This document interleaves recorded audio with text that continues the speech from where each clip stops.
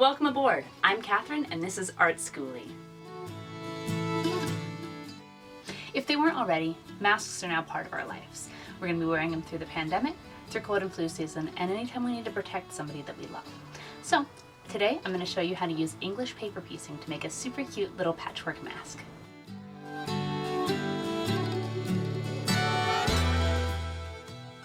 In its most basic, patchwork is the joining of two pieces of fabric, traditionally putting them right sides together, stitching along a seam, and opening it to have a nice clean edge and a beautiful patchwork block. Of course, you can combine that with any geometric shape and get all sorts of blocks that range in scale and complexity, and this forms patchwork.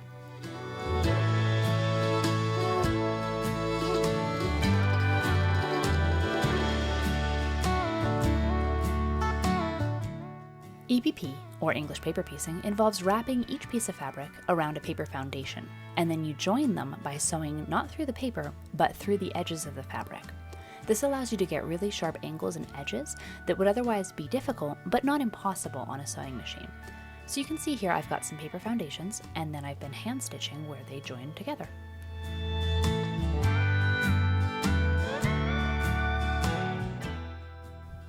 In this piece, you can see that I still have the paper foundations in the back because I'm still expanding it, but here in the middle, I've taken them out, and that allows it to just be soft fabric patchwork. This is part of a quilt top, and you can see that I've got these nice, crisp, sharp, even lines without the paper still being there, which means it held its shape, and the EPP worked. This piece is a hexie piece, which is cute slang for hexagons, but today I'm going to show you how to use one of these 1 1/4 inch diamonds. And these are from paperpieces.com. These together make a 6-point star, and look at how cute that is when it comes together.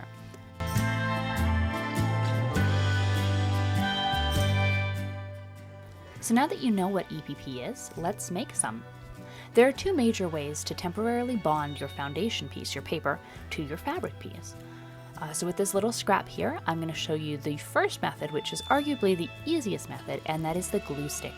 So what I'm going to do first is trim down my fabric piece, and then very much like in an arts and crafts project, we're going to take our glue, and I'm just going to put a little on the edge, fold it over, and press. So glue and fold. And you want to keep your corners nice and crisp because that is what the EPP is gaining us, are these nice, beautiful, crisp edges.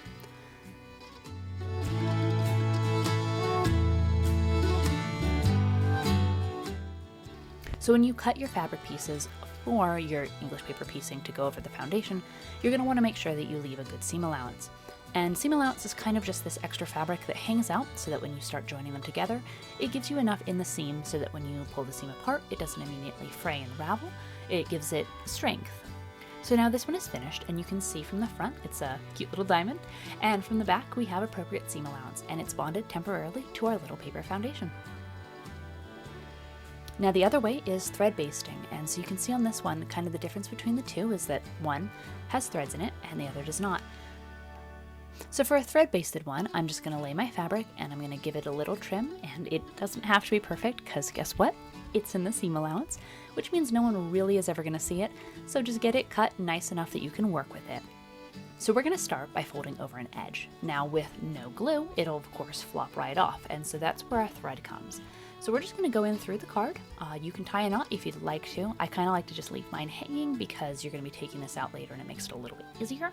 But don't fight with the thread if you need the knot. It's perfect, you can take it out later. So then you just fold it, make sure you're pulling your fabric nice and tight and close to the paper foundation, because again, that's what we're using this for, is to get that really nice sharp point, and go all the way around, and you can see already where we're getting that really nice diamond shape and the same kind of little kite tails from this one. So when you go all the way around, then pull it tight, you'll get a little paper piece thing just like the other ones. So you may be wondering why some people would choose to glue and others choose to thread base, and honestly it comes down to preference. Some people don't like the way that the glue feels in their project. I personally don't mind it. I know I'm going to be washing my quilts, and so the glue will be coming out. The way I see it, I've already got enough little pieces out on the table. I want to get them on their paper foundations and get to the sewing as soon as possible. Okay, so now you have a bunch of either thread-based or glue-based little guys, and now we can start actually sewing these guys together. So to sew them, you're going to use a ladder stitch or just a nice whip stitch.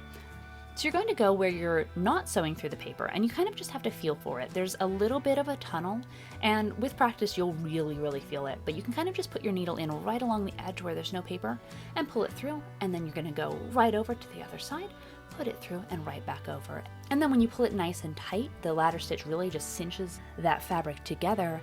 And so this is a great stitch for like sewing up a plushie or mending anything when you have a little bit of seam allowance but you don't want a visible seam. So let's now say that we're finished with these.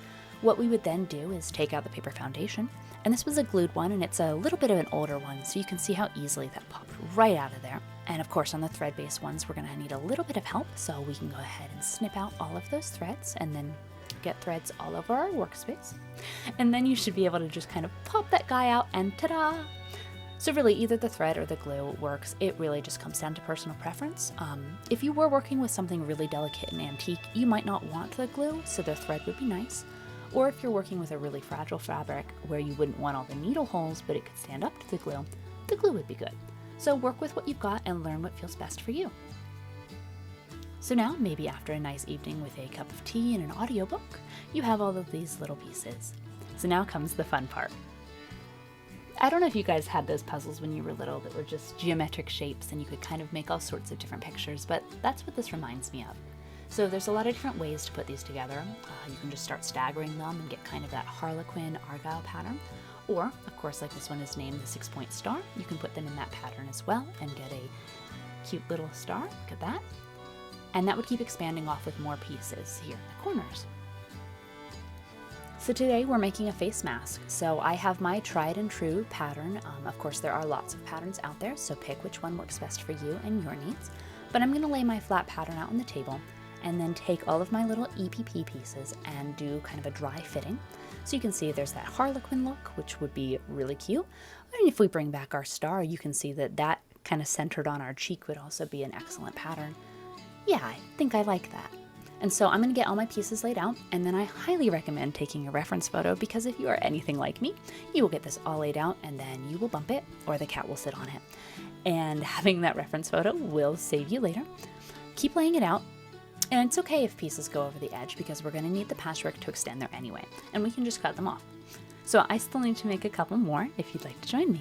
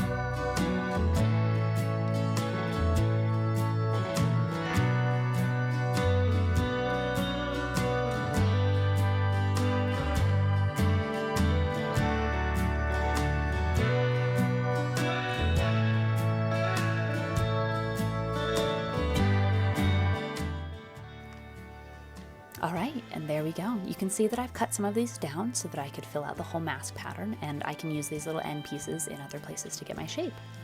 And you can save the papers, which is great because once you start, you'll probably want to make a couple more projects, but also they are just paper, so they can totally be recycled.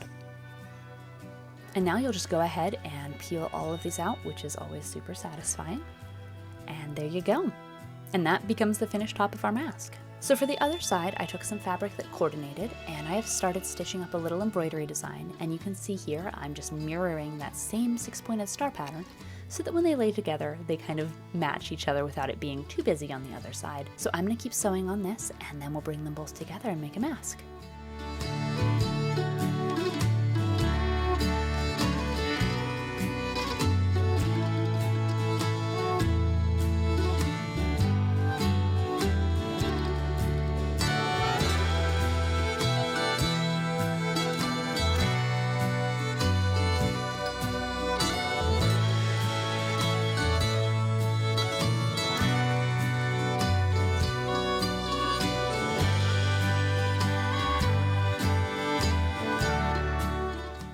So what I'm going to do now is take my pattern and cut out another piece of plain fabric to go back behind these.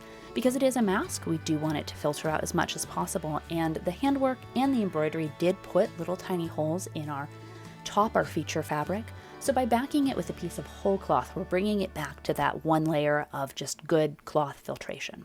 So now we can get to sewing. So this is a pocket mask, so I've cut pieces for the little pocket on the inside, and you can see that I'm joining both the front of the mask and the inside of the pocket together. And then I'm going to take a nice little sharp scissor and clip all along my curves, which will make it easier when I turn these out to get ready for the understitching.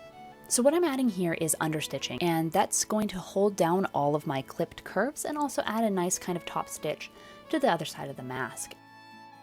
And now I'm going to line those up. So I've got right sides together. You can see the front of the mask and the back of the pocket here.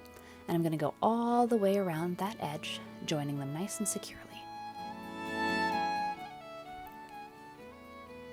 My cat, Macchiato, liked to join us today in the bus, so you can see her little paws, and she booped the camera earlier. So now that I've joined them together, I'm going to clip that curve, which will help it lay flat again. Turn it right sides out, make sure that that's all nice and smooth. And at this stage, I'm going to give it a good iron, and I'll be back to do the top stitching.